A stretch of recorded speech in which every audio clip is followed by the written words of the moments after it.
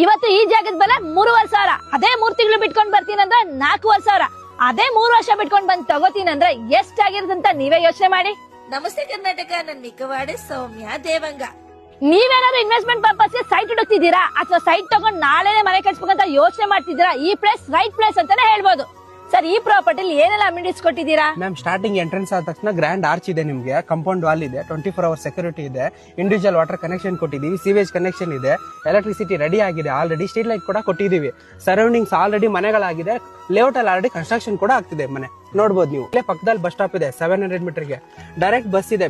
Majestic ಆಗ್ಲಿ KR market ಇಂದ direct ಬಸ್ಗಳು ಬರುತ್ತೆ, ಹಾಫ್ ಆನ್ ಅವರ್ಗೆ ಒಂದು. ನೀವು ಇಲ್ಲಿ ಸೈಟ್ ತಗೊಂಡ್ರೆ ರೆಂಟಲ್ ಪರ್ಪಸ್ ವರ್ಕ್ ಆಗುತ್ತೆ. ಇದೇ ಮೇನ್ ಕಾನ್ಸೆಪ್ಟ್.